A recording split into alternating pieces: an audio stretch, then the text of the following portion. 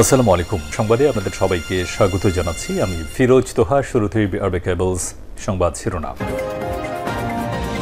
পুরোদমে Iran, Israel এবং নিরীহ ফিলিস্তিনিদের মাঝে ভয়াবহ যুদ্ধ চলছে, আর এই মুহূর্তে আমাদের হাতে এসেছে যুদ্ধের সবথেকে তাজা আপডেট সংবাদ। প্রথমেই জানাবো, নেতানিয়াহুর প্রতি জিম্মিদের স্বজনদের ক্ষোভ, আপনি ঘুমাতে পারছেন কিভাবে?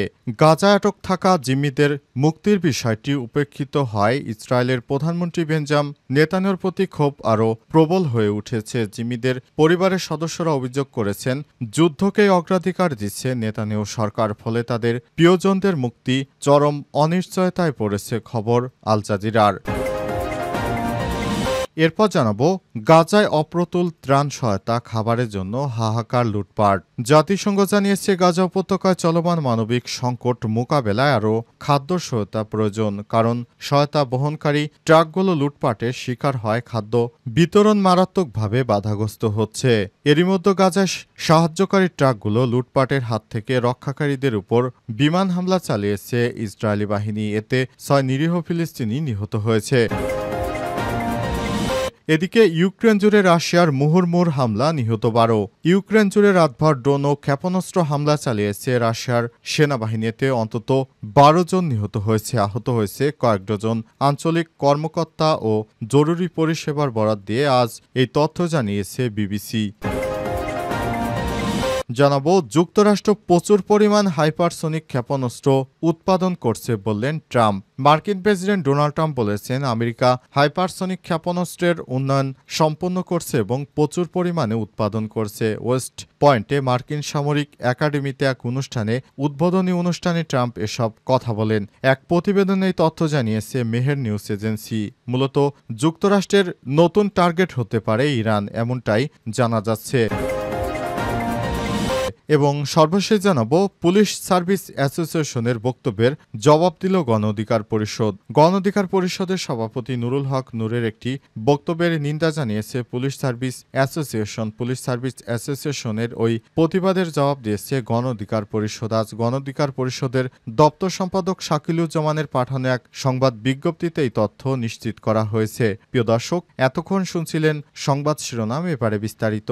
তবে তার আগে বন্ধুরা, অনুরোধ থাকবে, এই সংবাদটিতে একটি লাইক দিন। এই চ্যানেলে আপনি নতুন হয়ে থাকলে আমাদের সংবাদটি দেখতে দেখতে চ্যানেলটি সাবস্ক্রাইব করে রাখুন। কমেন্ট করে বন্ধুরা আপনার মূল্যবান মতামত জানিয়ে দিন আপনি বিশ্বের কোন দেশ থেকে বা বাংলাদেশের কোন স্থান থেকে আমাদের সংবাদটি দেখছেন এবং শুনছেন। এবারে বিস্তারিত। নেতানিয়াহুর প্রতি জিম্মিদের স্বজনদের ক্ষোভ, আপনি ঘুমাতে পারছেন কিভাবে? গাজায় আটক থাকা জিম্মিদের মুক্তির বিষয়টি উপেক্ষিত হয় ইসরায়েলের প্রধানমন্ত্রী বেঞ্জামিন নেতানিয়াহুর প্রতি ক্ষোভ আরও প্রবল হয়ে উঠেছে। জিম্মিদের পরিবারের সদস্যরা অভিযোগ করে বলেছেন, যুদ্ধকেই অগ্রাধিকার দিচ্ছে নেতানিয়াহু সরকার। ফলে তাদের স্বজনদের মুক্তি চরম অনিশ্চয়তায় পড়েছে। খবর আল জাজিরা। আজ তেল আবিব, কিরত গাত, জেরুজালেম ও সার হানেগেব জংশনে বিক্ষোভে নেমে আসে হাজার হাজার মানুষ। হোস্টেজেস অ্যান্ড মিসিং ফ্যামিলিজ ফোরাম এবং এর ব্যানারে তারা নেতানিয়াহুর তীব্র সমালোচনা করেন। ফোরামের সদস্যরা দাবি করেন, সরকার আলোচনার মাধ্যমে দ্রুত এবং একটি চুক্তিতে পৌঁছানোর পদক্ষেপ না নেওয়ায় জিম্মিদের জীবনের ঝুঁকি বাড়ছে। ফোরামের এক বিবৃতিতে বলা হয়েছে, আমরা সরকারের কাছে জোর দাবি জানাচ্ছি যেন তারা অবিলম্বে আলোচনা শুরু করে এবং একটি চুক্তি না হওয়া পর্যন্ত তা চালিয়ে যায়। আমরা আমাদের প্রিয়জনদের জীবিত ফিরে পেতে চাই। বিক্ষোভে অংশ নিয়ে গাজায় জিম্মি হওয়া মতান জাঙ্গারের মা আইনাব জাঙ্গারকার বলেছেন, বলুন তো মাননীয় প্রধানমন্ত্রী, আপনি কিভাবে রাতে ঘুমাতে পারেন? 58 জন জিম্মিকে অবহেলায় ফেলে রেখেছেন, এটা যেন কিভাবে রাতে আপনার ঘুম হয়? আয়নায় নিজেকে দেখেন। তিনি নেতানিয়াহুকে উদ্দেশ্য করে বলেছেন, আপনার বিবেক কি একবারও প্রশ্ন তোলে না? সমাবেশে অংশ নেওয়া অনেকেই হাতে এই ব্যানার নিয়ে এসেছিলেন, যেখানে লেখা ছিল, এই যুদ্ধ জিম্মিদের মৃত্যুর দিকে ঠেলা দিচ্ছে, ইসরায়েলের যুদ্ধ বন্ধ করা উচিত। এই যুদ্ধ এখন নেতানিয়াহুর গলার কাটা হয়ে দাঁড়িয়েছে। গাজায় অপ্রতুল ত্রাণ সহায়তা, খাবারের জন্য হাহাকার, হরিলুট। জাতিসংঘ জানিয়েছে গাজা উপত্যকায় চলমান মানবিক সংকট মোকাবেলায় আরও খাদ্য সহায়তা প্রয়োজন, কারণ সহায়তা বহনকারী ট্রাকগুলো লুটপাটের শিকার হয়। খাদ্য বিতরণ মারাত্মকভাবে বাধাগ্রস্ত হচ্ছে।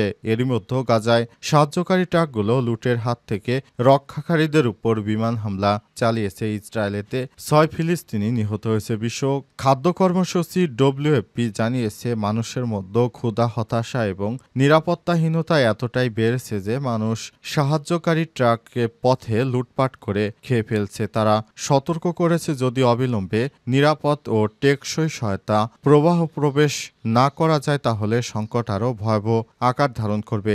জাতিসংঘের ফিলিস্তিনি শরণার্থীদের জন্য ত্রাণ ও কর্মসংস্থান সংস্থা UNRW প্রধান ফিলিপ লাজারিনি বলেছেন, গাজায় যা চলছে তা একটি মানবিক বিপর্যয়। এখন যে পরিমাণ সহায়তা ঢুকছে তা প্রয়োজনের তুলনায় খুবই নগণ্য, নখের গোড়ায় সুচ খোঁচার মতো অবস্থা। তিনি আরও বলেছেন, সহায়তা সঠিকভাবে পৌঁছাতে না কোনো রাস্তায় লুট হয়ে যাচ্ছে, আবার কোনোটা নিরাপত্তাহীনতার কারণে আটকে আছে। গত 2 মার্চ থেকে আরোপিত পূর্ণ অবরোধের পর এই সপ্তাহে প্রথমবারের মতো খাদ্য ও মানবিক সহায়তা বহনকারী ট্রাক গাজায় প্রবেশ করতে দেয় ইসরায়েল। তাদের দাবি, সোমবার থেকে 300টিরও বেশি সহায়তাবাহী ট্রাক গাজায় প্রবেশ করেছে। লন্ডনের বিক্ষোভ। এদিকে গাজায় চলমান সংঘাতের মধ্যে ইসরায়েলের কাছে যুক্তরাজ্যে অস্ত্র রপ্তানি বন্ধের দাবিতে লন্ডনে 10 ডাউনিং স্ট্রিটের বাইরে আজ স্থানীয় সময় বিকেলে হাজার হাজার বিক্ষোভকারীরা সমবেত হয়েছেন। প্যালেস্টাইন সলিডারি ক্যাম্পেইন PSC আয়োজিত এই বিক্ষোভ থেকে ইসরায়েলি পদক্ষেপ নিন্দা জানানো হয় এবং ফিলিস্তিনিদের দুর্ভোগে যুক্তরাজ্য জড়িত থাকার অভিযোগ করা হয়। ইউক্রেন জুড়ে রাশিয়ার মুহুর্মুহু হামলা, নিহত 12। ইউক্রেন জুড়ে রাতভর ড্রোন ও ক্ষেপণাস্ত্র হামলা চালিয়েছে রাশিয়ার সেনাবাহিনী। এতে অন্তত 12 জন নিহত হয়েছে, আহত হয়েছে কয়েক ডজন। আঞ্চলিক কর্মকর্তা ও জরুরি পরিষেবার বরাত দিয়ে আজ এই তথ্য জানিয়েছে বিবিসি। ইউক্রেনের রাষ্ট্রীয় জরুরি পরিষেবা জানিয়েছে দক্ষিণাঞ্চলীয় মিকোলাইভ শহরের হামলায় 70 বছর বয়সী এক বৃদ্ধ নিহত হয়েছে। এছাড়াও কেবের পশ্চিমে ঝিটমিরে নিহত হয়েছে 3 জন শিশু। এক বিবৃতিতে খমেলিন তস্কির আঞ্চলিক প্রধান সেরহি তিউরিন বলেছেন, রাশিয়ান হামলায় 4 জন নিহত এবং 5 জন আহত হয়েছে। তিনি জানান, রুশ হামলায় 6টি প্রাইভেট হাউস ধ্বংস হয়েছে এবং অন্তত 20টি বাড়ি ক্ষতিগ্রস্ত হয়েছে। কেবের আঞ্চলিক প্রধান মিকোলা কালাশনিক নিশ্চিত করেছেন যে আঞ্চলিক রুশ হামলায় 3 জন নিহত এবং 10 জন আহত হয়েছে। রাশিয়ার হামলায় কয়েকটি বাড়িতে যে আগুন লেগেছে তার ছবি সামাজিক যোগাযোগ মাধ্যমে পোস্ট করা হয়েছে। স্থানীয় কর্মকর্তারা জানিয়েছেন, কেবে